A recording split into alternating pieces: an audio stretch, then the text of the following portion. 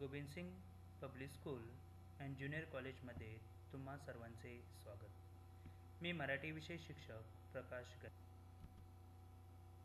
विद्यार्थी मित्रांनो, आज आपण तुमच्या प्रश्नपत्रिकेमध्ये जो 5वा विभाग असतो उपयोजित लेखन, त्या उपयोजित लेखनामध्ये पहिलाच प्रश्न असतो पत्रलेखन।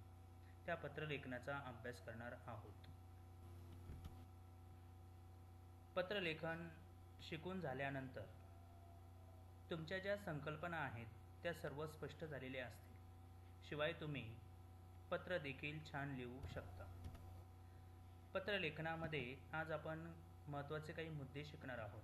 त्यापैकी पहिला मुद्दा पत्राचे प्रकार, दुसरा पत्रलेखन करण्यासाठी आवश्यक असणारा मायना, त्यानंतर पत्रलेखनाचा नमुना। हे 3 मुद्दे आज आपण अभ्यासणार आहोत। चला आता आपण पत्रलेखनाला सुरुवात करूया। पत्रलेखन म्हणजे काय? आपल्या मनातल्या भावना लेखी स्वरूपात दुसऱ्यापर्यंत पोहोचवण्याचं माध्यम म्हणजेच पत्रलेखन होय। अशा या पत्रलेखनाचे एकूण 2 प्रकार पडतात। पहिला प्रकार अनौपचारिक पत्र। या अनौपचारिक पत्रालाच घरगुती पत्र किंवा कौटुंबिक पत्र असेही म्हणतात। दुसरा प्रकार आहे औपचारिक पत्र। औपचारिक पत्राला व्यावहारिक पत्र किंवा कार्यालयीन पत्र असे म्हणतात। आज आपण अनौपचारिक पत्राचा अभ्यास करणार आहोत। अनौपचारिक पत्र परीक्षेसाठी अतिशय महत्त्वाचं आहे। हा प्रश्न एकूण तुम्हाला 5 मार्कांसाठी आहे, परंतु अनौपचारिक पत्र लिहिण्यासाठी तुम्हाला काही महत्त्वाचे मुद्दे लक्षात ठेवावे लागतील। ते महत्त्वाचे मुद्दे आता आपण पुढच्या भागात अभ्यासणार आहोत। अनौपचारिक पत्र लिहिताना खालील गोष्टी लक्षात ठेवणं अत्यंत आवश्यक आहे। त्यापैकी पहिला, पत्राचा विषय नीट समजून घ्यावा। प्रश्नपत्रिकेमध्ये पत्र लिहिण्यासाठी जो विषय असतो तो विषय नीट समजावून घेतला पाहिजे। उदाहरणार्थ, पत्र लिहिणारा कोण, कोणाला पत्र लिहायचे, कोणत्या विषयी लिहायचे, हे 3 मुद्दे समजले की पत्रलेखनाला आपण नवीन पानावर सुरुवात करावी। प्रथम डाव्या कोपऱ्यामध्ये तारीख लिहावी, कारण नवीन पॅटर्नप्रमाणे पत्रलेखनाची सुरुवात डाव्या बाजूने करतात। त्यामुळे डाव्या कोपऱ्यामध्ये तारीख लिहावी, दिनांक लिहावा। ज्या व्यक्तीला पत्र लिहायचे आहे तिचा योग्य तो उल्लेख करावा। म्हणजे मित्राला पत्र असेल तर प्रिय, आपल्यापेक्षा मोठ्यांना पत्र असेल तर आदरणीय, तीर्थस्वरूप असा उल्लेख असावा। प्रिय मित्र, सप्रेम नमस्कार किंवा ती आई, बाबा किंवा इतरांना शेषान विवी असा मायना असावा। याचाच अर्थ असा की व्यक्तीला अनुसरून आपण मायना लिहिला पाहिजे। अनौपचारिक पत्र लिहिताना त्यामध्ये विषयाची आवश्यकता नाही, म्हणजे विषय लिहिण्याची गरज नाही। विषयाप्रमाणे प्रेम, आपुलकी वाटेल असे लेखन करायला हवे।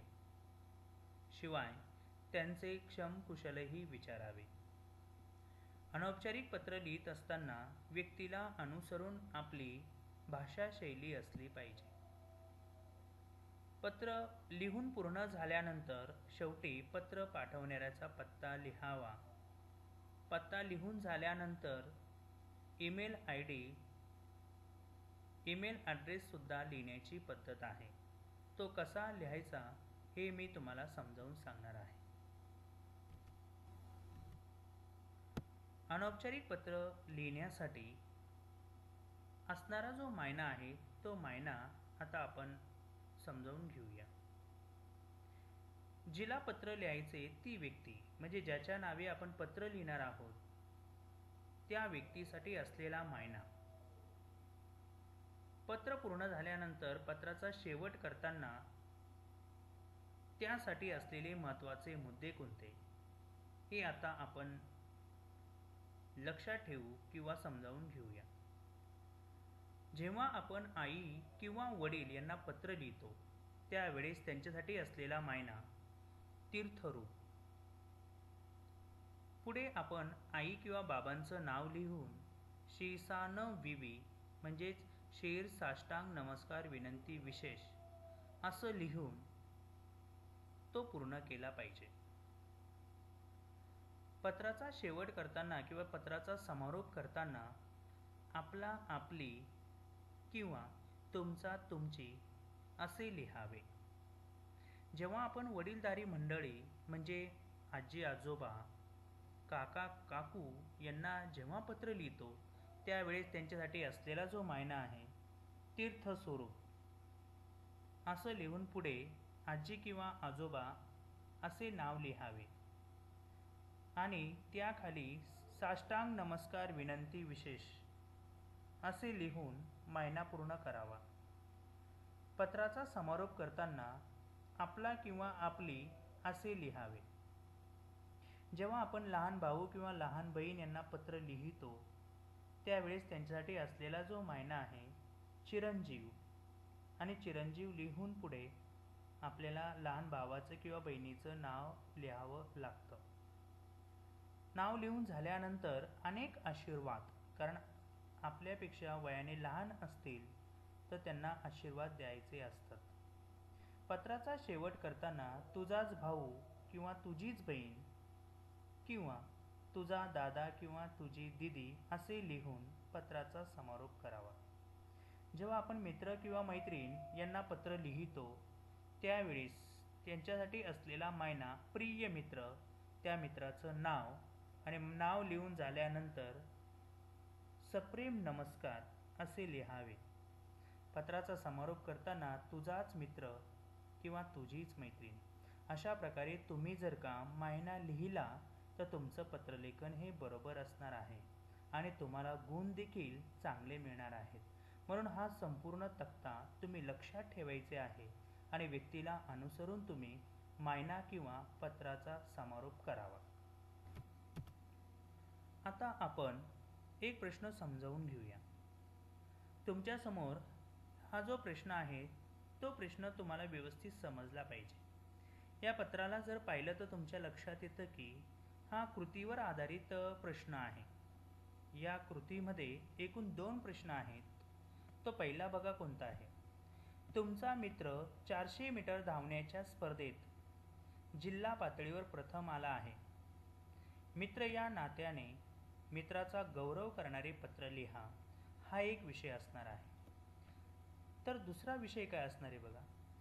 तुमचा मित्र 400 मीटर धावण्याच्या स्पर्धेत जिल्हा पातळीवर प्रथम आला आहे. मित्र या नात्याने पुढील स्पर्धेसाठी प्रोत्साहन देणारे पत्र लिहा.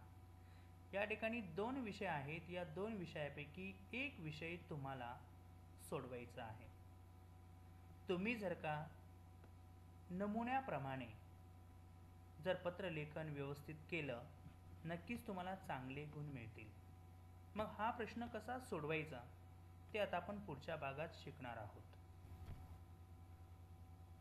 बघा, पत्र लिहिणारा कोण, कोणाला पत्र लिहायचे, कोणत्या विषयी लिहायचे हे 3 मुद्दे समजले असतील तर आपण नवीन पानावरती पत्रलेखनाला सुरुवात करावी.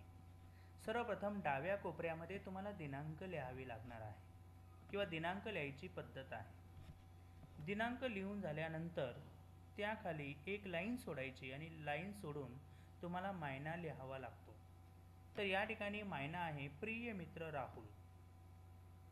मित्राचं नाव आहे राहुल. तो मायना लिहिला. मायना लिहिल्यानंतर तुम्ही पत्रलेखनाला सुरुवात कराल. मित्रा, अगदी मनापासून अभिनंदन तुझे. आजच्या वर्तमानपत्रात मी ती बातमी वाचली. 400 मीटर धावण्याच्या जिल्हा क्रीडा स्पर्धेत तू पहिला आलास ना. अटीतटीची झाली म्हणे ती स्पर्धा, पण तू सुरुवातीपासून एवढा वेग कायम ठेवलास की तुझा पहिला क्रमांक अगदी वादातीत ठरला म्हणे. गेल्या वर्षी हे यश तुला हुलकावणी देऊन गेले होते, तरीही नाउमेद न होता तू वर्षभर कसून सराव केलास. त्याच मेहनतीला हे यश मिळाले. किंबहुना तू आपल्या मेहनतीने आणि चिकाटीने हे यश खेचून आणले, म्हणूनच तर तुझे पुन्हा एकदा अभिनंदन. आता जिल्हा परिषदेकडून तुला शिष्यवृत्ती मिळेल, अधिक चांगल्या प्रकारे मिळेल व राज्य पातळीवर स्पर्धेत सांगली जिल्ह्याचे प्रतिनिधित्व करण्याची संधीही मिळेल. याही स्पर्धेत तुला असेच उत्तम यश मिळो अशी शुभेच्छा. तुझा अभ्यास उत्तम चालू असेलच. तुझ्या आई व बाबांना साष्टांग नमस्कार. आणि आपल्या मनातल्या सगळ्या भावना व्यक्त करून आपण एक लाईन सोडायची आहे आणि एक लाईन सोडल्यानंतर तुम्हाला पत्राचा समारोप करायचा आहे. तुझाच मित्र आणि तुझाच मित्र लिहून पुढे कॉमा द्यायचा आहे, स्वल्पविराम द्यायचा आहे. अ ब क या ठिकाणी अ ब क लिहायचं आहे, म्हणजे पत्र लिहिणाऱ्याचं नाव अ ब क लिहायचं आहे. स्वतःचं नाव लिहू नये किंवा लिहिण्याची पद्धत त्या ठिकाणी नाही. पत्रलेखनाचा समारोप झाल्यानंतर एक लाईन सोडा आणि एक लाईन सोडल्यानंतर तुम्हाला पत्र लिहिणाऱ्याचा पत्ता लिहा. नाशिक. पत्र लिहिणाऱ्याचा पत्ता झाल्यानंतर परत एक लाईन सोडायची आहे आणि त्यानंतर तुम्हाला ईमेल आय डी लिहायची आहे. ईमेल असं लिहून झाल्यानंतर तुम्हाला स्वतःचा पर्सनल जो ईमेल आय डी असतो तो लिहू नये. या ठिकाणी बघा abc123@gmail.com अशा प्रकारे हा ईमेल आय डी लिहून पत्रलेखनाचा शेवट करावा, समारोप करावा. धन्यवाद.